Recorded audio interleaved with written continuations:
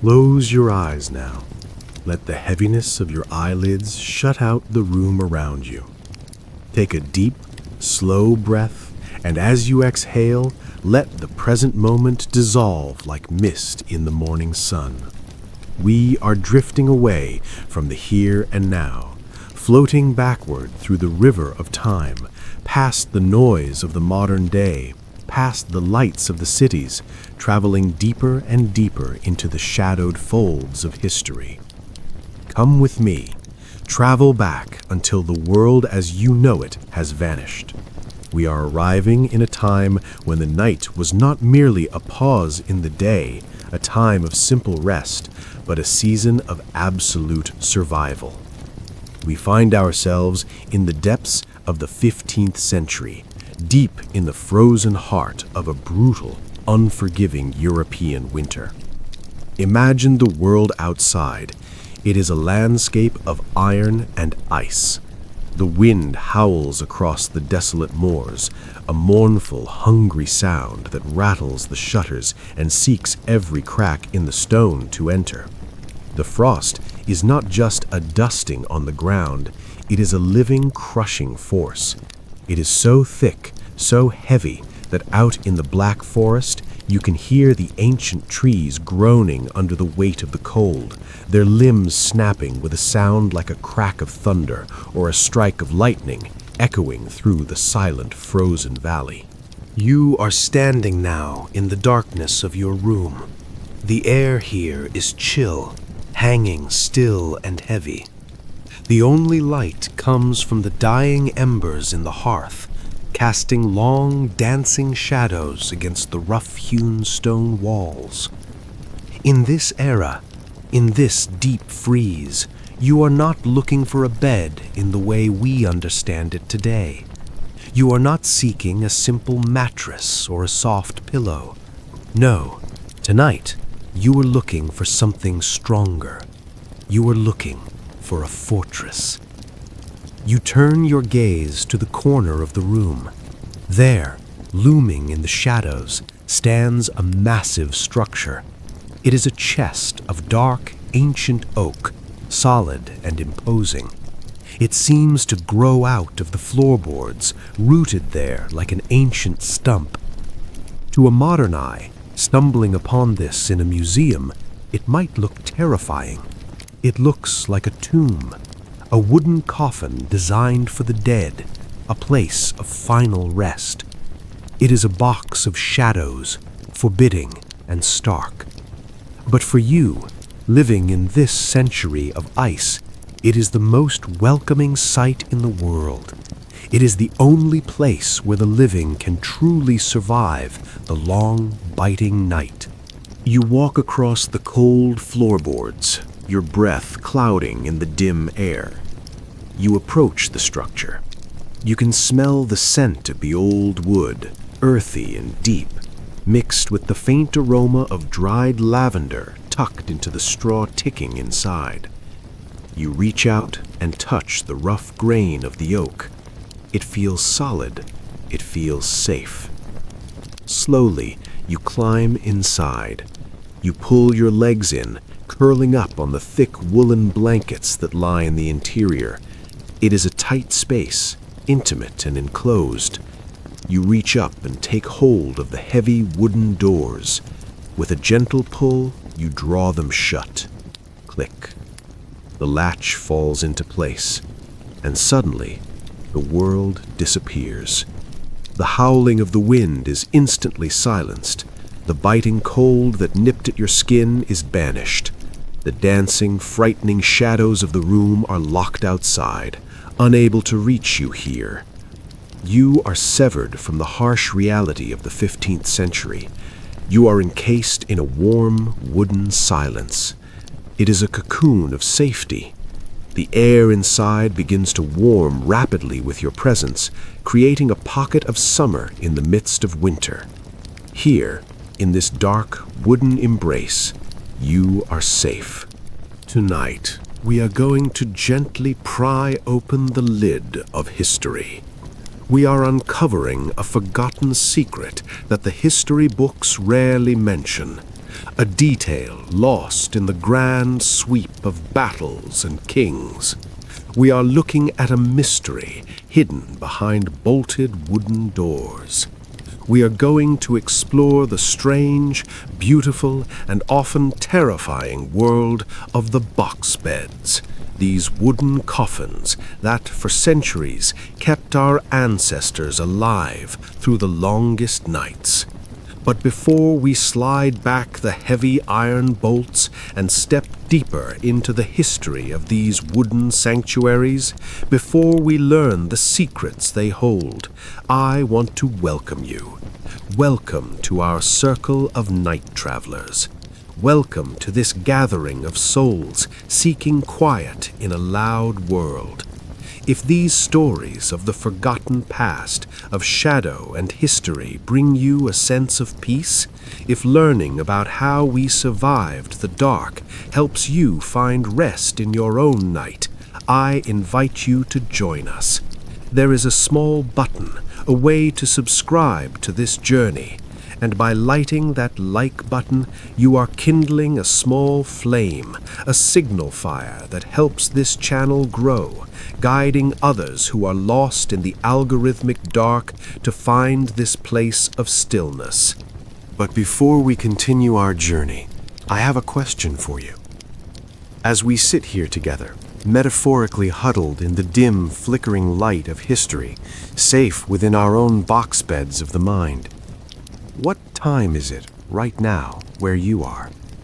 Look at the clock and then let it go. How much time have you carved out for your rest tonight? Is the world asleep around you, or is the day just ending?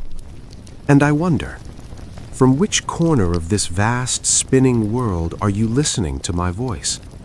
Are you amidst the snows of the north or the heat of the south? Write it down in the comments below. Cast your voice into the digital dark. It is a beautiful, profound thing to realize that while the world sleeps, while the shadows lengthen, we are not alone. We are all connected, thousands of us, listening to the same voice, dreaming the same dream, connected through the same story across the miles and across the centuries. Now, let us return to the scent of aged oak and the heavy, comforting secrets of the box. Let your mind drift back to the texture of the wood under your fingertips, rough and ancient. The box bed, or as it was known in the rolling hills of Brittany and France, the lit closse, the closed bed, was far more than a simple piece of furniture. It was not a decoration. It was not a luxury. It was a biological necessity, a desperate invention born from the very marrow of human survival. You must understand the world as it was then. We are speaking of the era of the Little Ice Age. It was a time when the earth itself seemed to shiver. The winters were not merely cold, they were catastrophic. The rivers of Europe froze solid, turning into highways of ice. Birds fell from the sky, frozen mid-flight. The world was a frozen wasteland, a landscape of white silence and biting frost. In these times, a house offered little protection against such a formidable enemy. There was no insulation as we know it today. The walls were stone, cold and damp, weeping moisture that turned to ice by morning. The windows were often just open slats or covered with thin, oiled paper that rattled in the gales. The hearth, the heart of the home, was a fickle friend. You could pile logs high, creating a roaring blaze, but the heat was fleeting. It would rush up the wide, soot-stained chimney, escaping into the night sky in a matter of minutes, leaving the room to plunge back into freezing temperatures the moment the fire died down. To stay warm, to simply wake up the next morning, humans had to become their own heaters. They had to understand the physics of warmth. By enclosing themselves in a wooden box, a confined space no larger than necessary, they created a microclimate. The heat from their breath, the radiation from their bodies, the warmth of their skin, it all stayed trapped within those wooden walls. It circulated, building upon itself, turning the box into a pocket of tropical warmth in the midst of an Arctic night. But as you lie there in the dark, safe and warm, your eyes adjust to the gloom. You reach out, tracing the interior walls of your sanctuary. You realize the wood is not smooth. It is carved. Your fingers dance over ridges and valleys in the grain. There are figures carved here, solemn faces of saints, bearded and haloed, watching over your sleep. There are intricate patterns of twisting vines and blooming flowers, a reminder of the spring that feels so far away. And then your finger finds something else. Small, mysterious holes bored through the thick oak. These holes weren't just for air. They weren't merely for ventilation. They were strategic. They were for peeking out. Because in the Middle Ages, the cold wasn't the only thing that moved in the night. The darkness was heavy with superstition and very real dangers. There were shadows that stretched too long, noises that sounded too human. Imagine for a moment that the year is 1420. We are deep in the past now.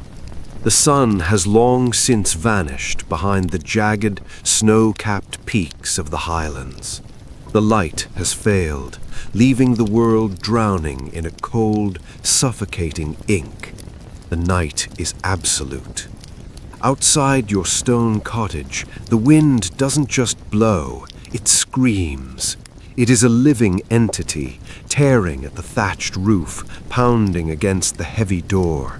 It carries the scent of damp, frozen earth and the distant, hungry musk of the forest. You are tired. Your body feels heavy, your bones aching with a deep, throbbing dullness from a day of brutal labor in the frozen fields, breaking the hard ground. You are exhausted in a way that modern people rarely feel. But as you prepare for rest, you don't look for comfort in the open.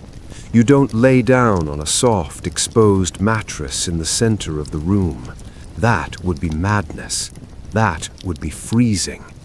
Instead, you approach that massive, dark piece of furniture in the corner. It stands there like a monolith, a heavy oak chest raised on legs that looks disturbingly, beautifully like a tomb. You climb inside. You pull your knees to your chest. You reach for the heavy wooden doors, feeling their weight. You pull them shut. Thud. Then, the final step. You slide the iron bolt into place from the inside. Clack. Now you are encased in darkness. Total, absolute darkness. But almost instantly, the air changes. It grows thick. It grows warm. The biting chill that had settled into your marrow begins to thaw. The sounds of the world outside, the scratching of branches at the stone walls, the distant, mournful howling of the wolves hunting in the pack, the footsteps of the unknown traveler on the road, they all recede. They become muffled, distant, dull echoes. It is as if you are already 6 feet under, buried deep beneath the earth, where the wind cannot reach you. In the modern mind, this might seem like a nightmare, a claustrophobic coffin, but in the Middle Ages, amidst the ice and the fear, this wasn't a nightmare. This was the ultimate luxury. This was safety. This was survival. This was the box bed. To understand, truly understand, why a human being would voluntarily choose to be sealed inside a wooden box, you must first dismantle the world you know. You must strip away the comforts of the 21st century and step into the raw, unpolished reality of the medieval night. It was not the night we know today. In our time, the night is merely a dimmer version of the day. We have streetlights that paint the pavement in pools of orange and white. We have the distant, ceaseless hum of electricity vibrating in the walls. We have the safety net of a modern heater that kicks on with a gentle click the moment the air turns chill. We have conquered the dark. But back then, the night was a different beast entirely. It was absolute, it was vast, and it was wild. When the sun dipped below the horizon, the world didn't just get dark, it vanished. And when the fire in the wide stone hearth burned down, when the roaring orange flames settled into glowing, pulsing embers and then faded into piles of gray, cooling ash, the temperature inside a castle or a peasant's hut didn't just drop, it plummeted. The cold was not an inconvenience, it was a physical weight. It was a heavy, suffocating blanket that pressed down on your chest. It was an invisible tide that crept through the microscopic cracks in the stone walls, seeped through the thatch of the roof, and settled deep in the bottom of your lungs. It turned the very air in the room into a blade of ice sharp enough to cut the breath from your throat. And so, across the great shivering halls of Europe, from the rugged, wind-battered coasts of Scotland, where the salt spray froze on the glass, to the deep, silent forests of Brittany, where the trees stood like frozen sentinels, the box bed, the lit close, became more than a bed. It became the ultimate sanctuary. It was a room within a room, a fortress within a house, a universe within a box. For the poor, the laborers, the farmers who worked the frozen earth, this box was a matter of survival. It was a way to cheat the winter. By sliding those doors shut, they captured the most precious resource they had, their own heat. They created a small, defiant pocket of warmth, keeping the body's thermal energy trapped within a few cubic feet of space, recycling the warmth of their breath until the air inside was balmy and soft. For the wealthy, for the lords and ladies in their drafty stone keeps, the box was something else. It was a canvas. It was a display of intricate, breathtaking craftsmanship. As you drift closer to one of these noble beds in your mind's eye, look at the wood. It is carved with the faces of gargoyles, their mouths open in silent roars, placed there to scare away the evil spirits of the night. You see the serene faces of saints, their hands raised in blessing, carved into the panels to watch over the sleeper. But whether poor or wealthy, plain or ornate, for everyone in this era, the box bed represented the exact same thing. A desperate, primal need to hide from the overwhelming darkness. The box bed was not merely a piece of furniture. To call it that is to misunderstand its power.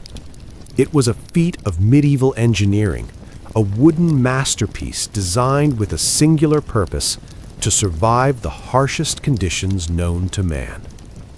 To the eyes of a modern traveler walking through a museum or an antique shop, it looks like a wardrobe. It looks like a massive cabinet where one might store linens or coats. It looks stiff, uncomfortable. But to the medieval peasant, this object was their most prized possession. It was the heart of the family. It was often an heirloom, passed down through 3, 4, even 5 generations. Grandfathers were born in these beds, and they took their final breaths in them, passing the warmth on to the grandsons who would sleep there next. Most were crafted from heavy, solid English oak or the dark, resinous timber of European pine. Touch the wood in your imagination. It is not the thin, flimsy veneer of modern furniture.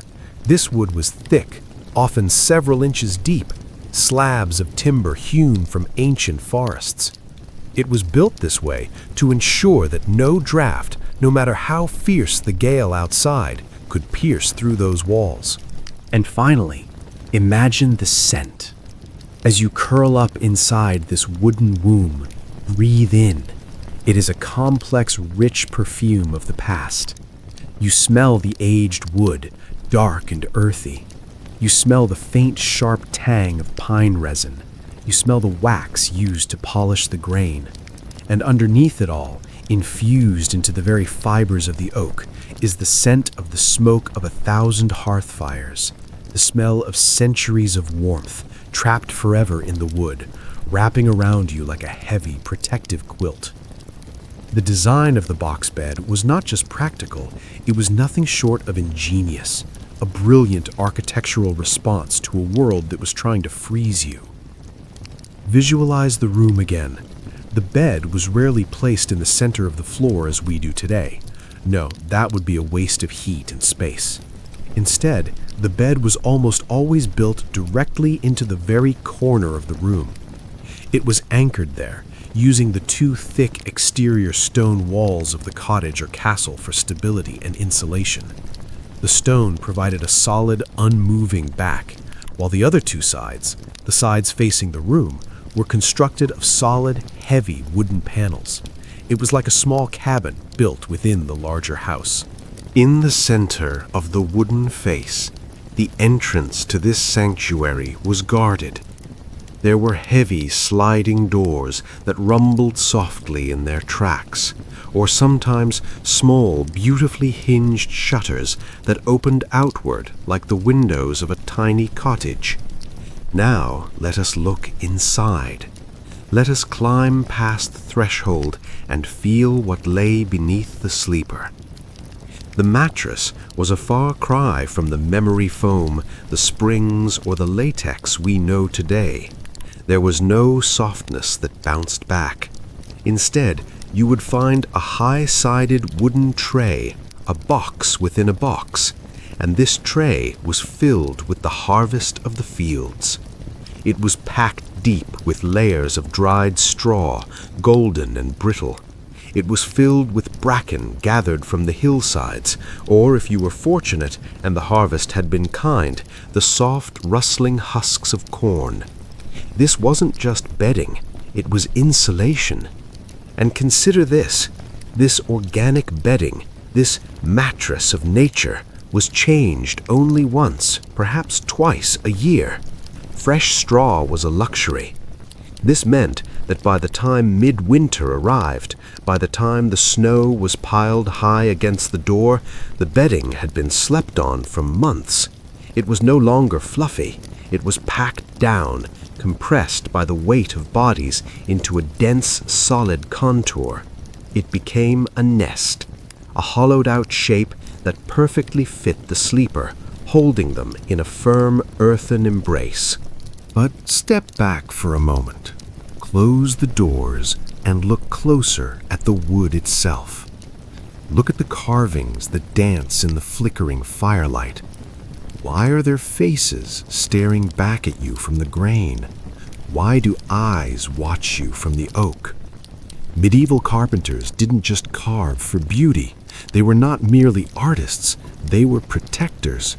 In the medieval mind, the night was not empty. It was filled with spirits, with demons, with the unseen forces of the dark that sought to steal the soul while the body slept.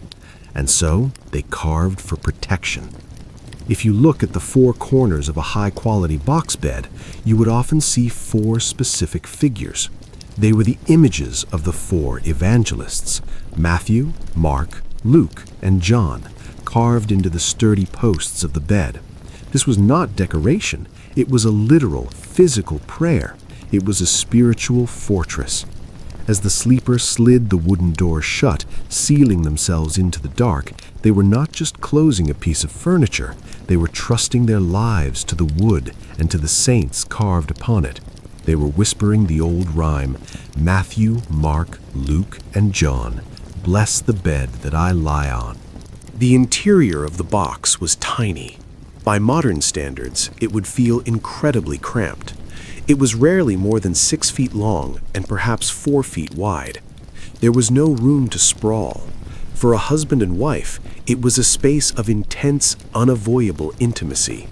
You slept limb to limb, breath to breath, your backs pressed against the wood or against each other.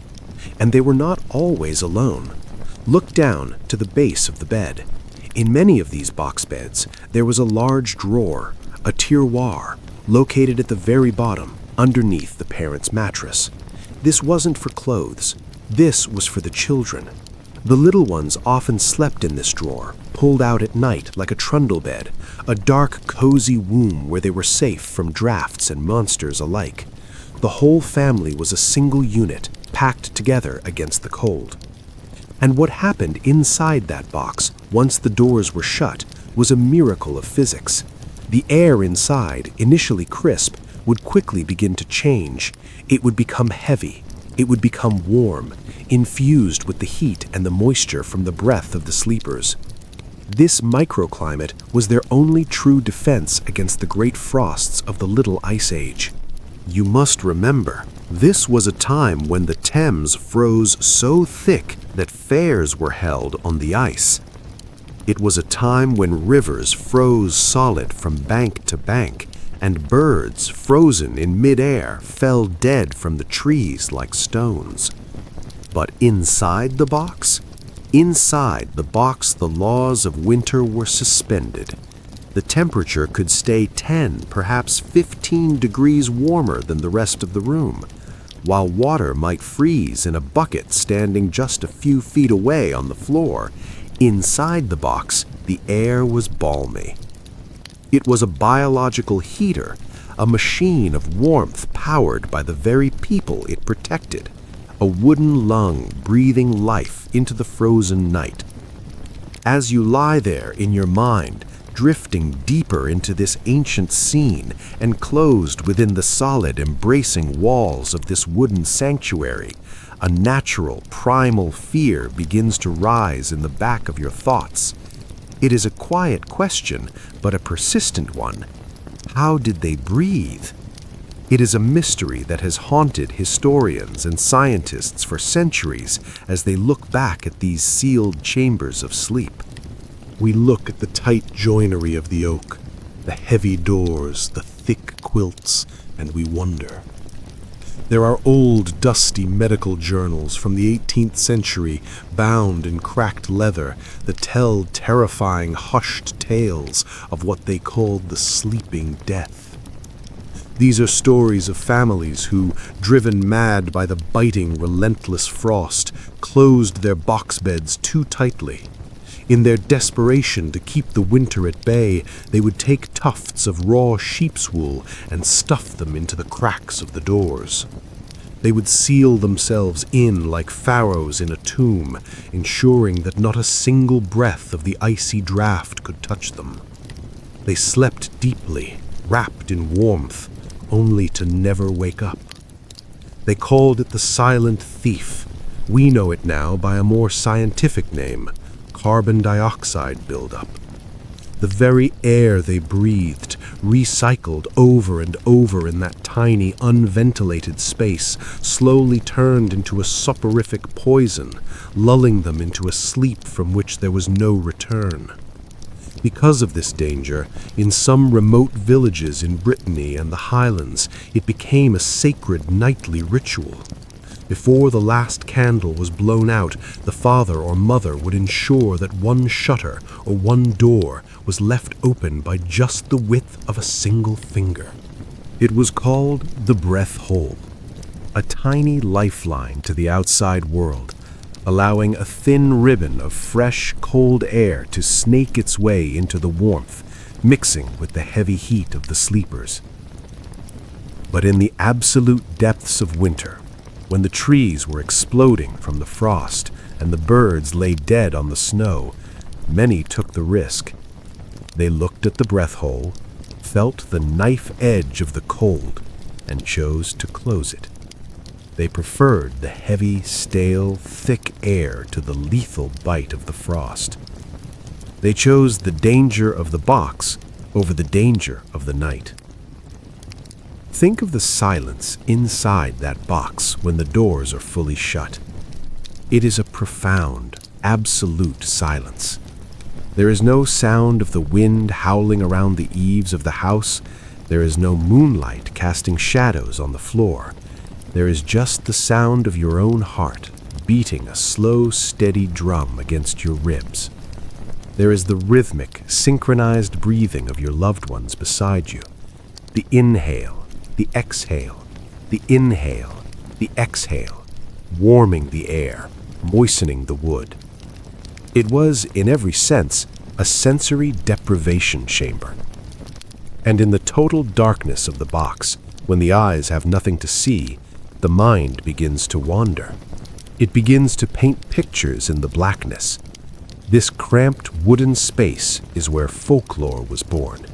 It is where the stories of the night were cultivated.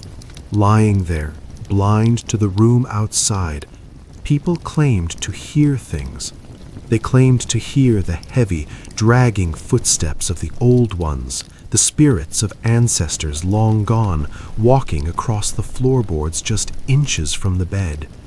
They listened to the settling of the house and heard the whispers of ghosts. But there was a belief, strong as iron, that as long as the wooden door was bolted, as long as the oak held firm, the spirits of the night could not touch them. The box bed was more than furniture.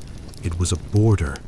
It was a physical line drawn in the wood between the world of the living, warm and breathing, and the cold, vast mysteries of the night. But the cold and the ghosts were not the only enemies. You must remember that in the 14th and 15th centuries, the line between the wild and the home was vanishingly thin. In the peasant longhouses, there were no separate barns. Farmers often kept their livestock, their prized pigs, their shaggy goats, and their massive heaving cattle inside the same house, separated only by a low hurdle or sometimes nothing at all. They brought them in to keep the animals from freezing and to borrow their body heat for the home. Imagine the reality of that room. Imagine the noise, the shuffling of hooves on the dirt floor, the heavy, wet breathing of an ox, the sudden bleat of a goat in the dark. The smell was pungent, a mix of manure, damp hay, and animal musk. And there was danger. A startled ox weighing over 1,000 pounds could panic in the dark. It could stumble. A sleeping child on an open mattress would be vulnerable to being crushed in the chaos of the night. The box bed provided a barrier. It was a wooden shield against the chaos of the animals. Inside the box, you were safe from the hooves and the horns. You were separated from the barnyard that shared your room. But there were darker fears that drove people into these boxes. Fears that had names whispered in taverns and marketplaces. Stories were told of visitors who came in the night, visitors who did not knock. In rural France, deep in the forests where the wolves roamed, legends spoke of the loup-garou, the werewolf, the beast that walked like a man, that could slip through an unlatched door and snatch a sleeper from their bed. The box bed was a fortress against the teeth of the wolf. In the mist-shrouded valleys of the British Isles, people whispered about the fair folk, the seethe. These were not the cute fairies of Victorian storybooks. These were ancient, capricious spirits that would steal a soul or switch a baby if they found a person sleeping out in the open, unprotected by iron or oak. And then there were the very real, very human threats, the nightmen. Thieves, brigands, and outlaws who roamed the countryside, knowing that a sleeping family was an easy target. They knew the latch of a cottage door could be easily lifted. But the box bed changed the odds. By sliding the heavy doors shut and throwing the iron bolt from the inside, a family turned their place of rest into a panic room. A thief might enter the house, might take the cooking pots or the few coins on the table, but they could not easily get to the family inside the box. Can you feel it now? Can you feel the tightness of the space around you? The comforting pressure of the walls? Can you smell the scent of the old, dark oak, seasoned by centuries of smoke? Can you smell the dry, sweet scent of the straw beneath you, packing down into a shape that holds you? As you lie there in the absolute dark, listening to the scratching of rats on the other side of the wooden panel, scurrying across the floor of the room you have left behind, you realize the truth of this existence. You realize that in this box, hidden away from the cold, the animals, the spirits, and the thieves, you are both a prisoner of your own making and a king of your own tiny, safe, warm world.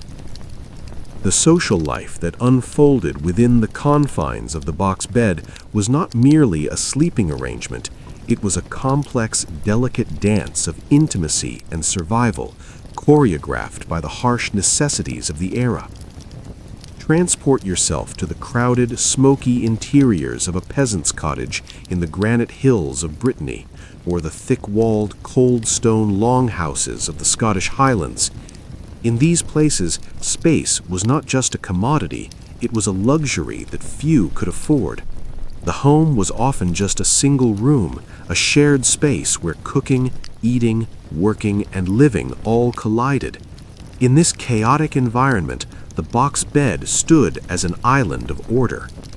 It was not just a bed for one solitary sleeper, it was the collective hearth of the family's rest, a communal vessel that carried them through the night. Picture the ritual of the evening. A husband and wife would climb into the central space, the heart of the box. There was no room for separation here. In the deep freeze of winter, distance meant death, and so their bodies were pressed together, skin against wool, back to front, creating a living, breathing reservoir of heat. They became a single thermal unit, sharing the warmth of their blood to fight off the chill that pressed against the oak panels. But they were not the only ones in this wooden sanctuary. Look beneath them. Built into the heavy, solid base of the frame, there was often a large, deep drawer, the lit tiroir. This was not for linens or clothes. This was for the youngest generation. The small children would sleep here, tucked away in the drawer like small precious treasures hidden in a jewelry box. They were safe there, encased in wood, shielded from the drafts of the floor, sleeping soundly beneath the suspended weight of their parents, surrounded by the scent of pine and safety. This extreme proximity, this layering of lives within a few cubic feet, created a unique and powerful psychological bond that we can scarcely imagine today. In the absolute, impenetrable darkness of the sealed box, stripped of the visual distractions of the world, the family existed in a world of whispers. The box became a confessional. It became a theater. As the wind howled outside, stories were passed from father to son in hushed tones, the vibrations of the voice traveling through the wood itself. Ancient legends, family histories, and the news of the village were murmured in the dark. Secrets were shared in the safety of these oak walls, secrets that would never leave the box. It was here, in the dark, that the oral traditions of entire cultures were preserved, whispered into the ears of the next generation before sleep overtook them. And the box bed was more than just a place to sleep. It was the stage for the entire human drama. It was the alpha and the omega of domestic life. It was a place of beginnings. Imagine the scene, the sliding doors pushed back, the flickering light of a single tallow candle casting long dancing shadows against the wood. It was here, in the warmth of the box, that women labored. It was here that children were born into the world, their first cries caught by the timber walls, their first sensation the warmth of the straw and the smell of the oak. And just as it was a place of arrival, it was also the place of departure. It was often the place where the elderly took their final breaths, but they did not die alone in sterile white rooms. They passed away in the heart of the home, surrounded by the warmth of their kin, held in the embrace of the bed that had held them every night of their lives. The box bed was a witness to the first breath and the last. But the utility of this magnificent structure did not end when the sun rose and the rooster crowed. The box bed was not a passive object that sat unused during the day. It was an active participant in the life of the cottage. During the daylight hours, These massive structures served as the literal backbone of the household. As the morning light filtered through the small, greased paper windows, the sliding doors of the bed would be thrown open to air out the straw. The bedding would be smoothed, and the heavy, protruding base of the bed frame would transform.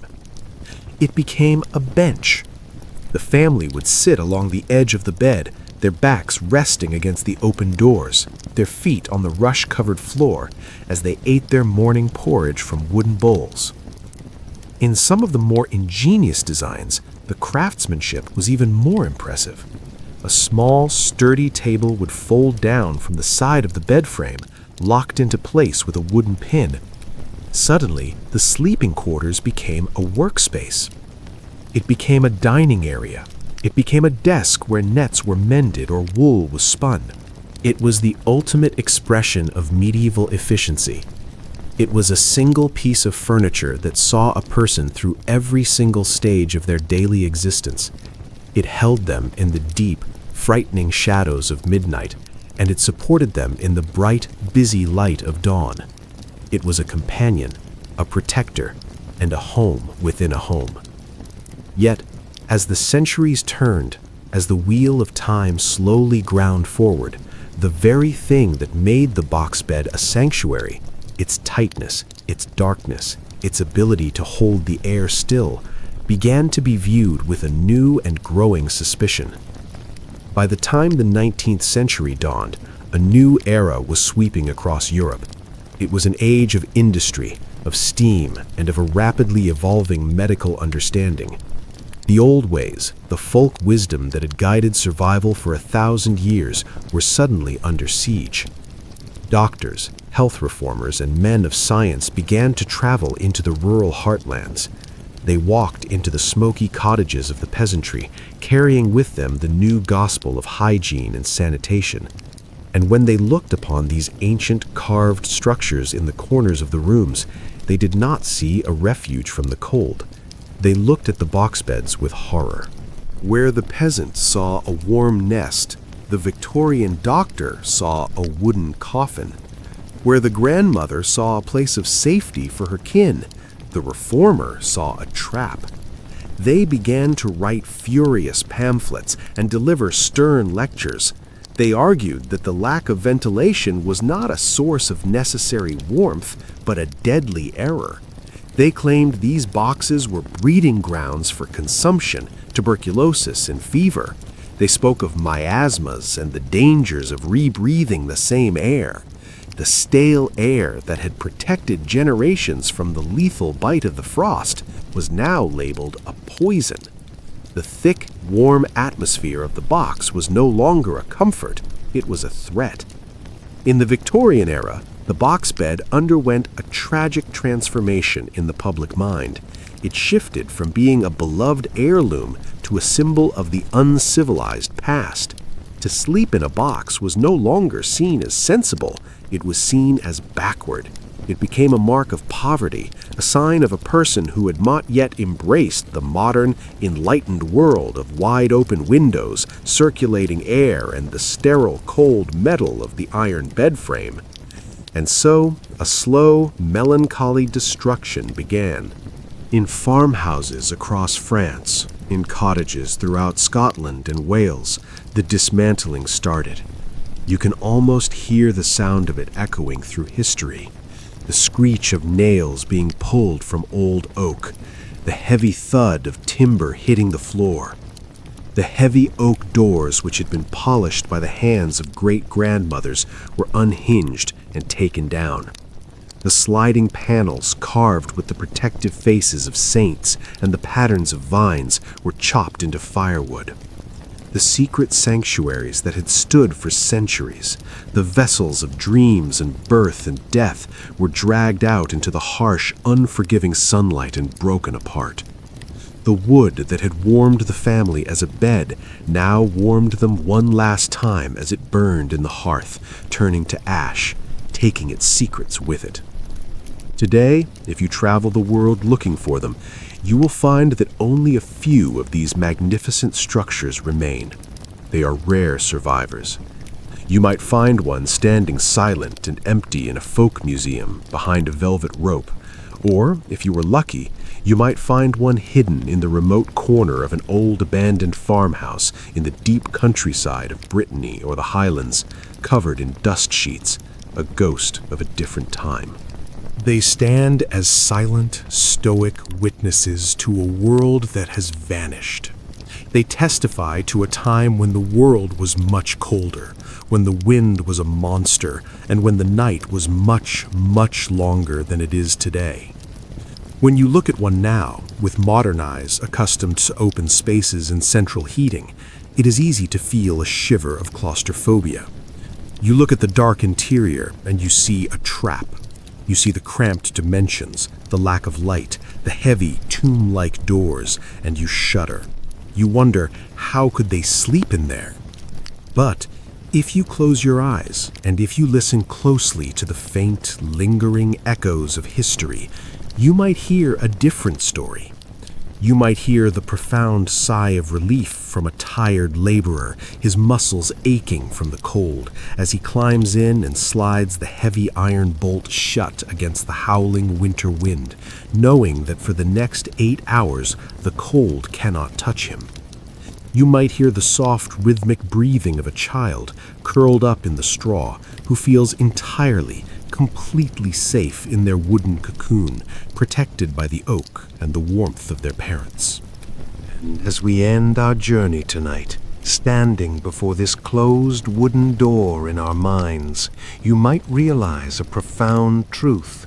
You might realize that for our ancestors, living on the edge of a frozen world, the greatest fear wasn't being trapped inside the box. The greatest fear was being left outside in the dark.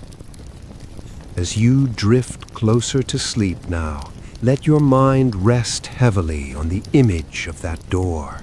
Imagine the sheer physical weight of that oak panel. It is solid, it is ancient. As you pull it toward you in your imagination, feel the resistance, the heaviness that promises security. Thud. The door meets the frame. The world is gone. Imagine the absolute, profound stillness of the air inside. It is not the empty silence of a modern room. It is a thick, velvety silence. Breathe in the scent. It is the smell of the earth itself, the sweet, dry aroma of dried straw beneath you, the faint, dusty scent of dried herbs hung in the corners, and the overriding, comforting presence of the old wood. You are feeling the sensation of a world that has been completely, utterly shut out. The wind may blow, the snow may fall, the years may pass, but they cannot reach you here. The night is no longer a predator hunting for you. It is merely a backdrop, a dark canvas upon which your rest is painted. You are safe. You are warm. You are held. And like those millions of souls who came before you, breathing in the dark, you have found your sanctuary in the shadows. The heavy iron latch has been dropped. Clack. The fire in the hearth outside has turned to a heap of gray, cooling ash. The story has reached its end. Sleep now, held in the quiet, timeless embrace of the past. But before you drift away completely, let us hold one final thought. To truly grasp the mystery of the box bed, to understand why it feels so safe, one must look beyond the physical wood. You must look beyond the joinery and the carpentry and peer into the realm of the unseen.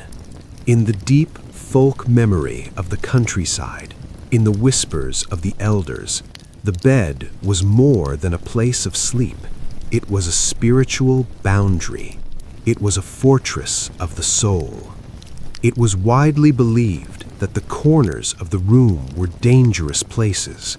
The corners were where the shadows gathered deepest. They were where the old spirits resided, those ancient, nameless entities that predated the stone walls of the house, entities that lived in the land long before humans arrived. By building the bed into the very corner, into the heart of the darkness, the carpenter was essentially negotiating space with the supernatural. He was reclaiming the dangerous ground and turning it into a sanctuary. There were rituals involved, secret acts performed in the dim light. Think of the very first night a family slept in a new box bed. It was not a casual event. In parts of Brittany, a specific ceremony took place. A piece of iron, often a small rusted nail, or perhaps a broken blade from an old knife, was taken. Iron was the metal of the earth, the metal of Mars, cold and unforgiving. This piece of iron was hidden deep beneath the straw of the mattress. You wouldn't feel it as you slept, but you knew it was there. Why? Because iron was thought to repel the fair folk. These were not the gentle sprites of children's stories. These were the capricious, dangerous spirits of the woods who might try to slide the wooden doors open while the family slept, to steal a child or curse the milk. The iron was a ward, a cold, hard promise that the spirits could not cross the threshold. And there was a profound, shaking fear of the nightmare. In the medieval mind, a nightmare was not just a bad dream. It was a noun. It was a specific demon, a heavy, crouching weight thought to creep into the room and sit upon the chests of sleepers, stealing their breath, crushing their lungs until they woke gasping. But inside the box, things were different. With the doors bolted, with the oak standing guard, the sleeper felt they had successfully locked the demon out. The heavy oak acted as a physical and spiritual barrier. It was a sanctified space. The darkness inside the box was a good darkness, a holy darkness, where the nightmares of the moors could not reach. So as you lie in your own bed tonight, imagine that you too have pulled those heavy doors shut. Imagine that you have slid the bolt. The demons, the worries, the stresses of the modern world, they are all on the other side of the wood. They are scratching at the oak, but they cannot get in. Even the carvings on the heavy wooden doors served a dual, profound purpose. While we, with our modern eyes, gaze upon them in museums and see them simply as art, as charming examples of rustic folkcraft, to the medieval mind, they were something far more potent. They were active guardians. They were sentinels carved in timber, standing watch over the vulnerable sleepers. Let your imagination trace the patterns in the gloom. The swirling, hypnotic designs of vines twisting over one another, the intricate Celtic knots that loop and weave without beginning or end. These were not just aesthetic choices. They were known as endless lines. The intent was specific and magical. They were designed to confuse evil spirits. The belief was that a malevolent entity seeking to enter the bed would be compelled to follow the line of the carving. It would trace the vine round and round, getting trapped in the infinite complexity of the knot, lost in the wooden maze, unable to ever find the gap in the door or the latch that would grant them entry. And there are other marks, secret marks. If you were to run your hand over the grain of an ancient lit clo today, feeling the texture of history under your fingertips, you might find small blackened scars near the iron hinges or the door jamb. These are intentionally burnt marks, scorched into the wood with the flame of a tallow candle. These are witch marks or apotropaic marks. They were placed there by the father of the house, a ritualistic branding of the wood to ensure that no curse, no hex, and no witch could cross the threshold of the sleeper's sanctuary. The wood itself was deputized as a holy barrier. But the box bed also held secrets of a more earthly, more dangerous nature. It was not just spirits that people needed to hide from. During the turbulent centuries of religious persecution or the bloody upheaval of civil wars, these beds transformed into the ultimate hiding places. In the dark history of the Scottish Covenanters hunted across the moors by the king's dragoons, or during the terror of the French Revolution, there are breathless accounts of fugitives being sewn into the very structure of the box bed. Imagine the craftsmanship of survival. A false back panel, indistinguishable from the rest of the wood, would slide aside. It would reveal a tiny hollow space, a sliver of darkness no wider than a breath, sandwiched between the wooden back of the bed and the cold, damp stone wall of the house. Picture the scene. A fugitive slides into this gap. The panel is replaced. The bedding is smoothed over. A person could crouch there in absolute, terrified silence. They would be pressed against the rough stone, the dust of centuries in their nose, unable to sneeze, unable to shift their weight. Through the thin layer of oak, they could hear the heavy wooden door of the cottage burst open. They could hear the heavy, muddy boots of soldiers pacing the floorboards just inches away. They could hear the clanking of swords and the interrogation of the family. Their entire existence, their life or death, depended entirely on the sturdiness of the oak and the silence of their own breath. In these moments, the box bed was a literal lifesaver. It was a place where a person could disappear from the world while remaining in the very center of the room. This ability to facilitate hiding in plain sight gave the furniture a reputation for being a place of shadows and shifting truths. It was a theater of the secret life. It was a vault where the most private moments of a family, the illicit affairs, the hidden money, the forbidden prayers, were played out behind a veil of impenetrable wood. But time moves on. The wheel turns. As the Industrial Revolution began to roar in the distance, the silence of the box bed started to fade. The world began to change its rhythm. The rhythmic clicking sound of the hand loom, which often sat right next to the bed in weavers' cottages, a sound like a heartbeat that lulled the family to sleep, was replaced by the deafening, ground-shaking thunder of the great factories. The world was becoming louder. It was becoming brighter, lit by gas, and then by the harsh glare of electricity. It was becoming more exposed. The lit class, which required a certain level of stillness, a certain patience to air out and maintain, began to feel like a relic. It felt like a heavy, immobile artifact of a slower, darker, and more mysterious age. It did not fit in the new world of speed and steel. Yet, there is a reason we are still drawn to these images today. There is a reason you are listening to this story, letting your mind rest in the shadows of the box. There is a primal, biological comfort in the idea of the nest. Modern psychology tells us that humans, just like foxes or bears, have a denning instinct. We have a deep subconscious desire for small, enclosed spaces when we are at our most vulnerable. We crave the cave. Look at our modern bedrooms. They are often too large. They are too open, with wide windows that let in the streetlights. They are filled with the blue blinking light of screens, the humming of devices, the anxieties of a hyper-connected world that never truly sleeps. We are exposed. And so, deep down, in the oldest part of our brain, we long for the bolt.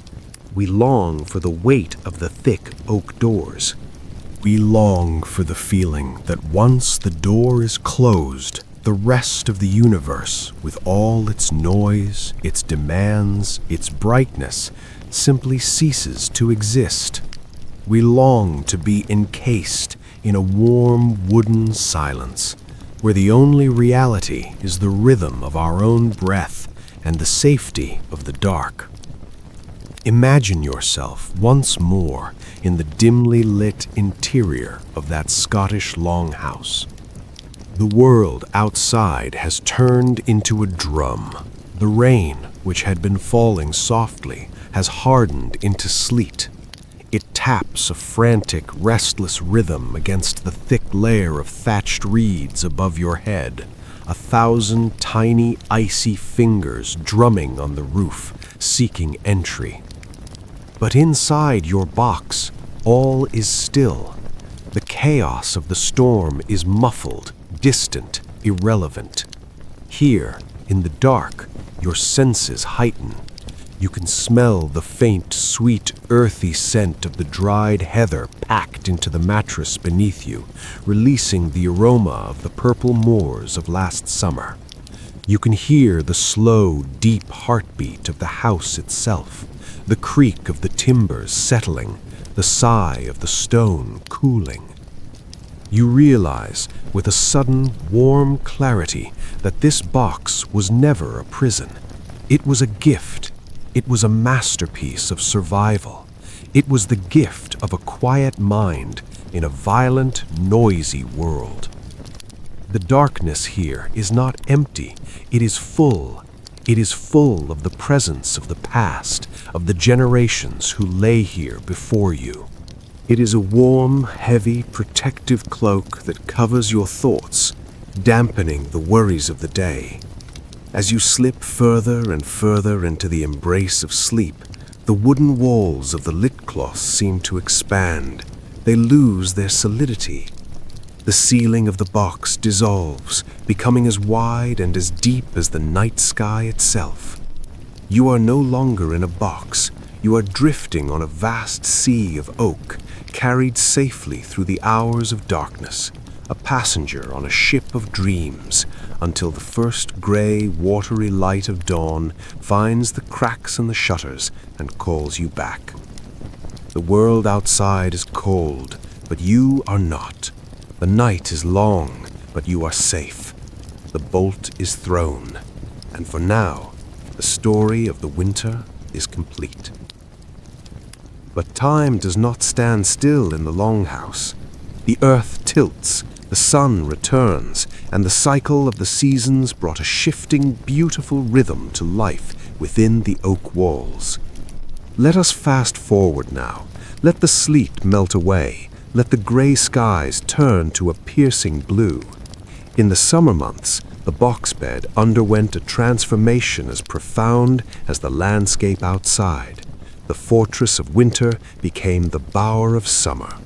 The heavy wooden doors, those massive oak barriers that had been a lifeline against the frost, were no longer needed to hold back the deathly chill, and so they were changed. In many homes, they were folded back against the wall, hooked into place to stay open. In others, they were lifted off their hinges entirely and stored away in the rafters. In their place, the family would hang light, breathable fabrics.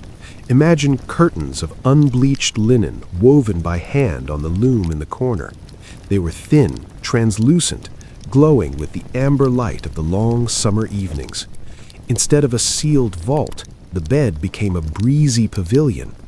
These curtains would flutter softly in the evening breeze that drifted through the open door of the cottage, carrying the scent of honeysuckle and the sound of distant sheep on the hills. The bedding, too, changed with the season.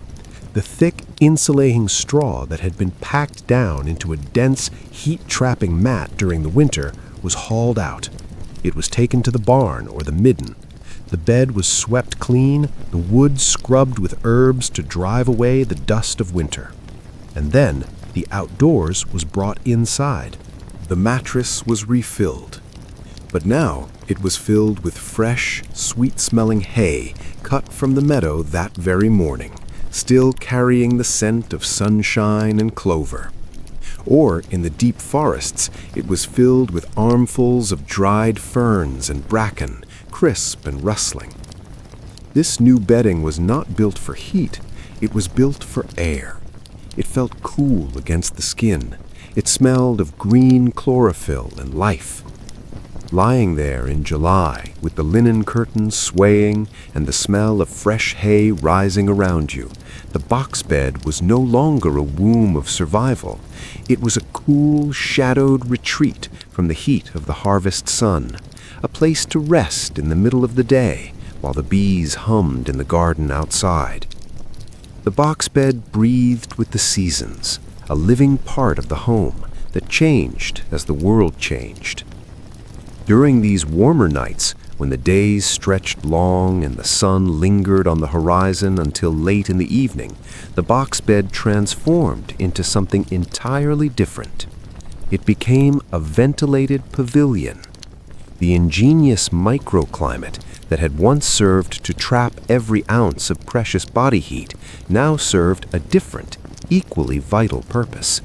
The heavy oak panels, cool to the touch from the shadows of the corner, helped to keep the interior temperature regulated, maintaining a pocket of air that was slightly cooler, slightly stiller than the stifling heavy heat that rose into the attic or hung in the main room of the cottage. The sensory world of the bed shifted with the calendar. The scent of the wood itself changed. During the wet, freezing months, the oak had smelled damp and earthy like the forest floor after rain. But now, as the summer sun beat down on the thatch and warmed the stone walls of the house, the wood began to dry out. It released a new perfume. It was a dry, spicy aroma, the smell of ancient resin warming deep within the grain, the scent of dust motes dancing in a sunbeam, the smell of old polish and beeswax. It was the scent of stability. It was a time of openness. With the heavy doors folded back or removed, the sleeper was no longer sealed away in a tomb of darkness. Instead, they lay in a shaded bower, looking out from their wooden perch. Lying there, you could watch the room bathed in the strange silvery light of the moon. You could see the moonlight spilling across the flagstones, reflecting off the cold stones of the hearth, now silent and ash-free, resting from its winter labors. You could watch the shadows of the linen curtains swaying gently on the floorboards, a hypnotic, silent dance that lulled the mind to sleep. But we must remember that in the medieval and early modern world, the home was everything. It was the factory, the school, the church, and the hospital. And the box bed was the primary medical center of the home. If you were to lie on your back in one of these beds and look up, you would not see a plain wooden ceiling. You would see a hanging garden of medicine.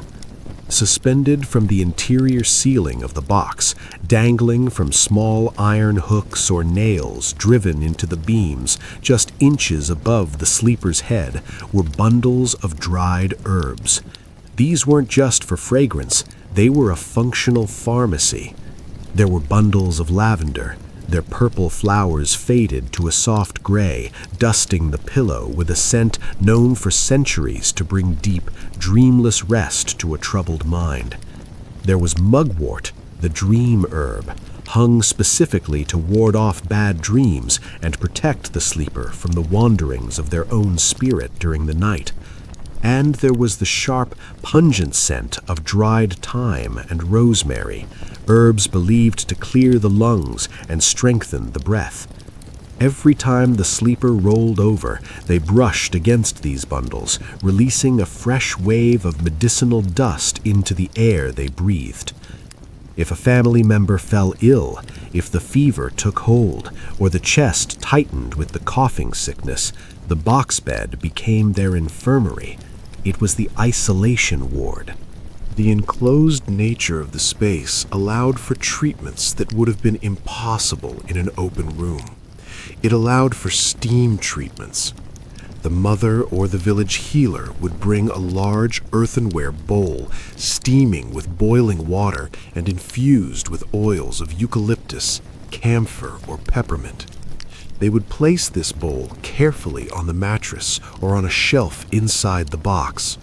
Then the heavy wooden doors would be slid shut. In an instant, the box bed was transformed into a primitive but incredibly effective nebulizer. The steam, unable to escape into the drafty room, would fill the small wooden chamber. The air would grow thick and white, heavy with the healing vapors. The sick person, enclosed in this warm, wet cloud, would breathe deeply, the moisture penetrating their lungs, breaking the fever, loosening the cough. They were marinating in the medicine, held safe within the wood. And there was a deeper, more spiritual aspect to this healing. In the silence of the sick room, as the patient lay there day after day, staring at the grain of the oak, the wood of the bed seemed to absorb the fever. There was a profound folk belief in the memory of the wood. People believed that an old bed, a bed that had been in the family for 100 years, possessed a kind of energy. It had held grandfathers and great-aunts as they fought off the grip. It had seen fevers break. It had seen life return to pale cheeks. They believed that the wood held a protective energy, a resonance of survival. To place a sick child in the family box bed was to place them in the hands of a wooden guardian that knew how to heal. It was a place where the boundary between the physical body of the human and the protective shell of the home became almost non-existent. The wood was the skin, the house was the body, and the sleeper was the heart, slowly beating its way back to strength, cradled in the dark, healing womb of the oak. Perhaps the most poignant, the most deeply moving aspect of the box bed was not its warmth or its medical utility or even its defense against the night spirits. It was its role as a silent, unwavering biographer of the family. You must remember that in this age, furniture was not something you bought from a catalog. These were not mass-produced items, identical to 1,000 others, stamped out in a factory and destined for a landfill in a decade. No. These beds were bespoke monuments. They were commissioned. They were built by the hands of a master carpenter who lived in the village, a man whose name you knew, a man who selected the timber with his own eyes, judging the grain and the strength of the oak. When a young couple prepared to marry, when two lives were about to be joined in the eyes of the church, the construction of their box bed was often the single largest financial investment of their entire lives. It cost more than the livestock. It cost more than the tools. It was their dowry. It was their insurance policy against the winter, and it was their legacy. It was a purchase made not for a few years, but for a century. Imagine that young couple now, standing in the sawdust of the carpenter's workshop, running their hands over the pale, fresh wood that would become their world. Imagine them later, in the quiet of their first nights together. They would take a small knife, and in the hidden corners of the interior, perhaps up near the ceiling or behind the headboard where no guest would ever look, they would carve their initials, scritch, scratch, the blade biting into the oak, a secret mark, a permanent testament to their union. These were marks that would only ever be seen by them, illuminated by the flickering golden light of a single tallow candle as they prepared for sleep. It was a secret language written in wood. And then, time begins to move. The years flow like water. As the decades passed, the wood of the bed began to change. It started as pale and raw, but season after season, it drank in the life of the house. It absorbed the smoke from the peat fire. It absorbed the oils from the hands that touched it every morning and every night. It darkened. It deepened. It took on a rich, lustrous patina, the color of dark chocolate or roasted coffee. The mechanism of the bed aged too. The sliding tracks of the doors, which might have been stiff and loud in the beginning, were worn down by the friction of 10,000 openings and closings. They became smooth, they became silent, they became perfectly attuned to the touch of the family, sliding shut with a whisper, like a breath being held. The bed became a vessel. It became a container for the family's invisible history. If you could press your ear against those ancient panels today, what would you hear? The bed held the echoes of every prayer whispered into the dark before sleep took hold. It held the muffled sounds of every argument fought and resolved in the privacy of the night. It held the soft, rhythmic melody of every lullaby sung to a restless infant, the humming vibration traveling through the mother's back and into the solid oak. It absorbed the tears of grief and the laughter of joy. It was the witness to the entire human experience. When a patriarch died, when the grandfather who had slept in that bed for 80 years finally closed his eyes, the bed was not discarded. It was not sold.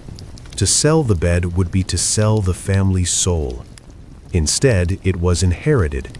It was passed to the eldest son, and he, in his turn, would bring his own bride into that same wooden embrace.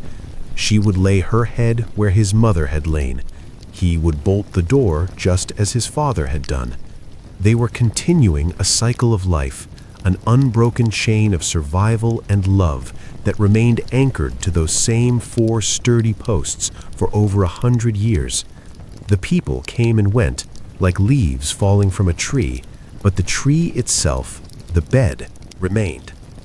To stand before a surviving box bed today, in the quiet corner of a museum or a preserved cottage, is to stand before a time capsule. It is a portal. It is a stark, powerful reminder that for most of human history, sleep was not something taken for granted. It was not a casual act performed in a bright, open, vulnerable room. Sleep was a hard-won victory. It was a battle against the cold, against the dark, against the unknown. It was a tactical retreat. And as we close our eyes tonight, separated from that time by centuries of technology and change, we can still feel the ghost of that desire. We can still feel the pull of the enclosure. So let the image of the box bed surround you now. Build the walls in your mind. Pull up the heavy quilt. Smell the oak. Feel the safety. You have retreated into your fortress of oak. The bolt is slid home. The world is outside. You are inside. As the final embers of this story glow softly in the theater of your mind, I want you to take a deep, slow breath. Inhale the stillness and exhale the noise of the day. Feel the imaginary weight of the coarse linen sheets against your skin, rough, heavy, and comforting. Feel the solidity, the sheer sturdiness of the wooden walls that surround you on all sides. The modern world, with its relentless buzzing noise, its blinking lights, and its demands, is far, far away now. It has receded into a mist. You have retreated completely into the sanctuary of the past. The oak is thick, the latch is secure, and the shadows here are not menacing. They are your friends. They are the velvet curtains drawn against the world. You are no longer a wanderer out in the cold, searching for shelter. You have found the box. You have found the warmth. You have found the peace that our ancestors guarded so fiercely, the peace they built with their own hands. Let the rhythm of the old world lead you down, deeper and deeper into the depths of a quiet, dreamless rest. The night is yours. The silence is your shield. The story is closed. The doors are shut. Sleep now in the heart of the oak. But as you lie there, suspended in this ancient comfort, let us consider one final, hidden wonder of this space.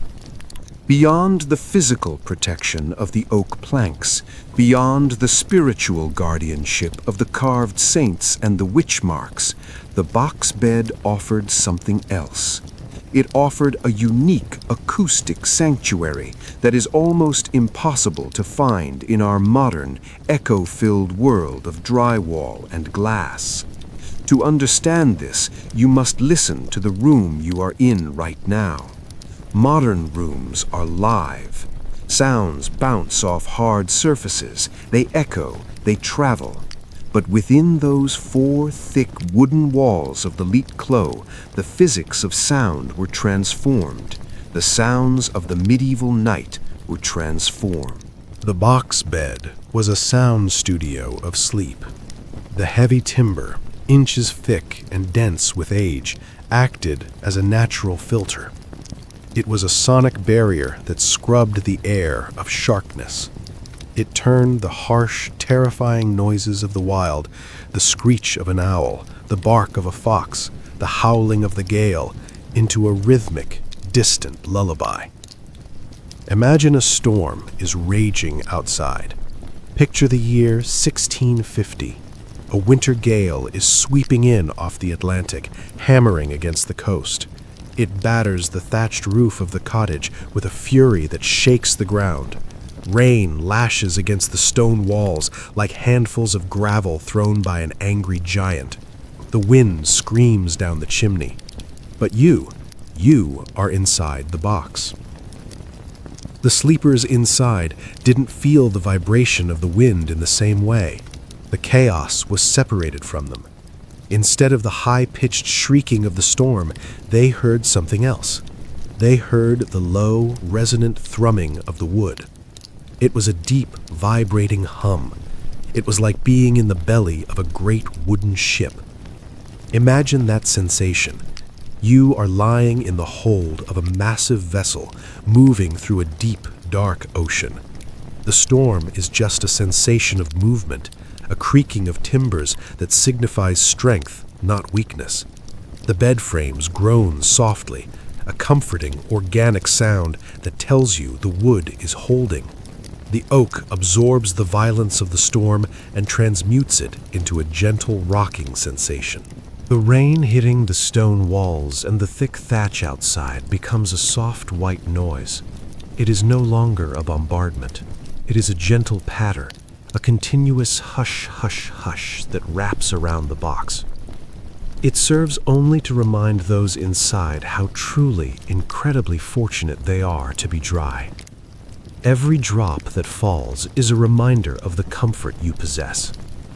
This muffling of the world had a profound, measurable effect on the human psyche. In a world where danger was real and constant, this acoustic isolation was the ultimate medicine. As the sound dampened, so did the body's defenses. It lowered the heart rate, it slowed the breath. It signaled to the deepest, most ancient parts of the brain, the lizard brain that is always scanning for predators, that the hunt was over. It said, the fire is low, the door is bolted, the territory is secure. There is nothing to listen for. And so the muscles in the shoulders would drop, the jaw would unclench. The mind, deprived of the auditory inputs of the dangerous world, would turn inward, drifting on that sea of oak, carried by the muffled rhythm of the storm, sinking deeper and deeper into a hibernation that we can only dream of. You are safe in the ship. You are safe in the box. You are safe in the silence. In the absolute velvet stillness of the box, when the heavy doors are shut and the world is reduced to a few cubic feet of warm air, the auditory world shifts. It changes. The chaotic noise of the day, The shouting of voices, the clanging of pots, the barking of dogs fades away into memory. And in that vacuum, the quietest sounds of the house itself take on a new, profound life. You are lying in a sensory deprivation chamber of oak, and because your eyes have nothing to see in the pitch black, your ears begin to see for you. You would hear the slow, methodical settling of the stone foundation. These are not frightening sounds. They are the sounds of gravity and time. You hear the deep, resonant groan of the granite or the limestone shifting imperceptibly in the frozen earth. It sounds like a giant shifting in its sleep, a heavy, comfortable adjustment of weight. It is the sound of the house hunkering down, gripping the earth tighter against the winter. It reminds you that you are held by something ancient, something heavy, something that has stood for 200 years and will stand for 200 more. Then you might hear a smaller, sharper sound, the faint, industrious scratching of a field mouse beneath the floorboards. Scritch, scratch, scritch. In a modern home, this might be a sound of annoyance, but here, in the depths of the 15th century winter, it is different. It is a comforting sign of life in the frozen silence. It is a signal that life is continuing. Just inches below you, separated by the thick timber of the floor, another tiny heart is beating. Another warm body is making a nest. That tiny scratching sound, rhythmic and persistent, becomes a companion. It whispers that the frost has not killed everything. To the medieval sleeper, these noises, the groan of the stone and the scratch of the mouse, were the heartbeats of the home. They were the pulse of survival. In the dark, your senses would sharpen to the subtle nuances of the air itself. You became a master of the invisible world. Lying there, you could hear the change in the wind's direction without ever seeing a weather vane. You could tell it by the way the wind played the house like an instrument. If the wind whistled high and thin through the chimney stack, a sharp flute-like note, you knew the wind had turned to the north, bringing the bitter cold. If it moaned low and hollow, a bass note vibrating in the hearth, you knew it was the wet wind from the west. You became a navigator of the night, reading the weather from the comfort of your warm wooden ship. And you could tell the hour of the night, not by a clock, but by the fire. Though you cannot see the hearth, you can hear its life cycle. You listen to the fading crackle of the last great log. You hear the shift from the roaring, consuming burn of the early evening to the sleepy, intermittent pop and hiss of the dying embers. You hear the wood settle into the ash.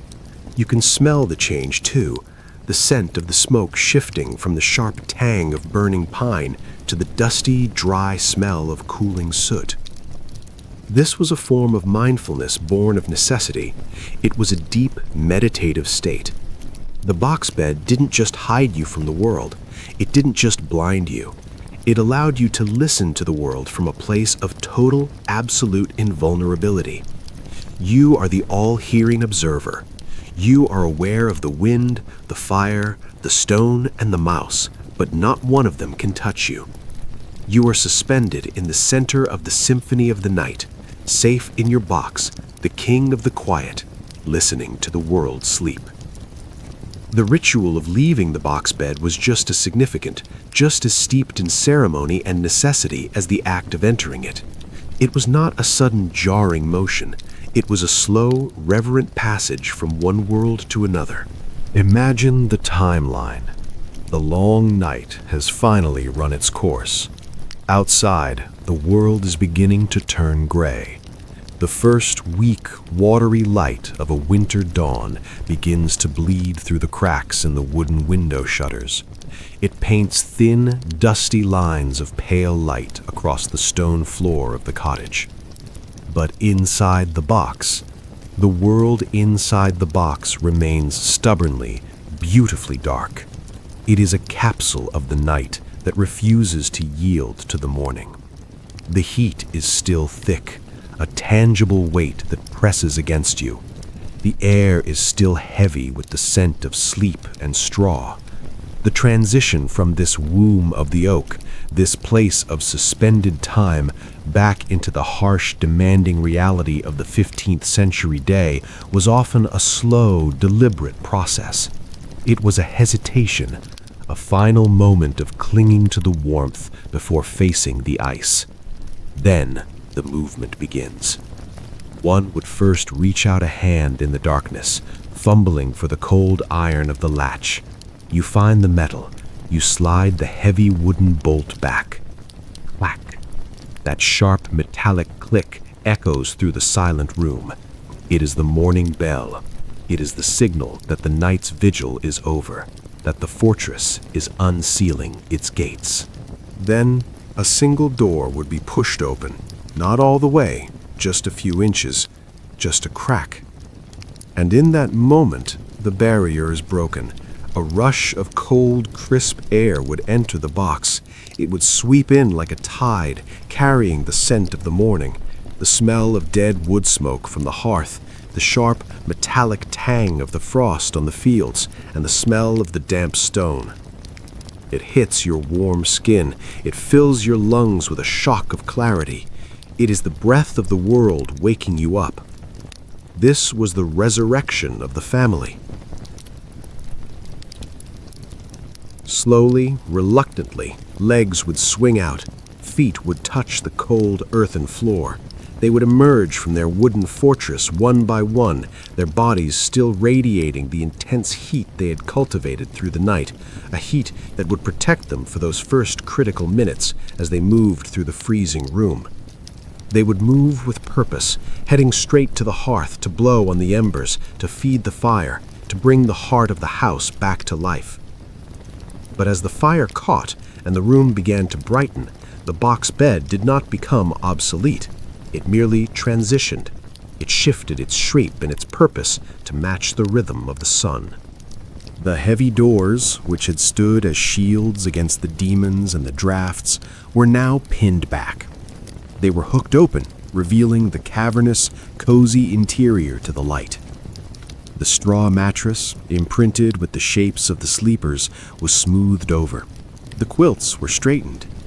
And suddenly, the heavy, protruding base of the bed became the center of the household's social life. It became the most important seat in the house. It became a throne for the elderly. Grandfathers and grandmothers, their joints stiff from the damp, would sit on the edge of the box bed, their backs resting against the open doors, watching the chaos of the house unfold while remaining in the comfort of their sanctuary. It became a playground for the children, who would climb in and out of the open box, turning the sleeping quarters into a castle or a cave, their laughter echoing in the wood that had held their silence the night before. And for the weaver or the spinner, the bed became a workbench. The flat, sturdy edge of the frame was the perfect place to sit while mending a net or spinning wool, the tools of the trade resting on the blankets. The bed never truly slept. It never turned off. Even when empty of sleepers, it was full of life. It was a living, breathing part of the architecture, a silent wooden giant that held the family together through every hour of their existence. The decline of the box bed was not a sudden, crashing event. It did not happen overnight. It was a slow, melancholic erosion, worn away by the changing tides of human philosophy and the relentless march of what we call progress. As the Enlightenment dawned across Europe, it brought with it a fierce, blinding new focus on light and air. These were the new gods of the age.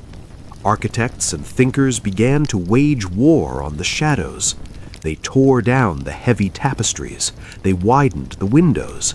They scrubbed the soot from the walls.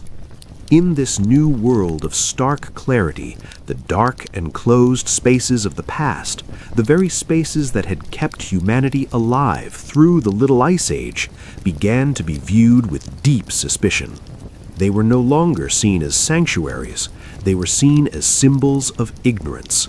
They were labeled as relics of a backward time, breeding grounds for disease and superstition. The medical men of the time pointed accusing fingers at the stagnant air of the box, forgetting that it was this very air that had warmed the lungs of their ancestors. The very intimacy that had once been a source of profound strength, the shared heat of the family, the whispering in the dark, the collective survival, was coldly reclassified. It was no longer closeness. It was now called overcrowding. It was no longer warmth. It was suffocation. The wooden arms that had held the family together were pried open by the hands of modernity. By the time the 20th century arrived with its roar of machinery and its electric lights, the box bed had largely vanished from the European landscape. It was a silent extinction. In its place came the new way of sleeping.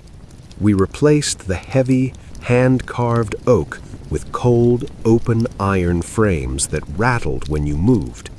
We replaced the deep, sweet-smelling straw with mass-produced factory mattresses. We traded the fortress for the display. Think of the modern bed. It stands exposed in the center of the room, vulnerable on all sides, bathed in the glow of streetlights. We gained ventilation, yes. We gained hygiene, perhaps, but we lost something vital. We lost that primal, essential sense of being completely encased in a world of our own making. We lost the ability to physically shut the door on the universe. But as you linger here, in the final drifting moments of this story, as the image of the box bed fades into the mist of history, I want you to consider its legacy. It reminds us of a fundamental truth about the human animal. It reminds us that the need for a den, a place of absolute privacy, of smallness, of protection, is timeless. It is written into our DNA. Why do we pull the heavy duvet up over our heads when the world feels too much? Why do children build forts out of sofa cushions? Why do we find peace in a small tent in the woods? It is the ghost of the box bed. Though the oak doors are gone, dismantled and burned, we still seek that same feeling. We seek the feeling of being tucked in. We hunger for the sensation of being shielded from the vastness, the coldness, and the endlessness of the universe. We are still looking for our box. The story of the box bed is, at its heart, a story of human resilience. It is a testament to our stubborn will to survive. Think of what it represents. It is the story of how we walked into the wild, ancient forests.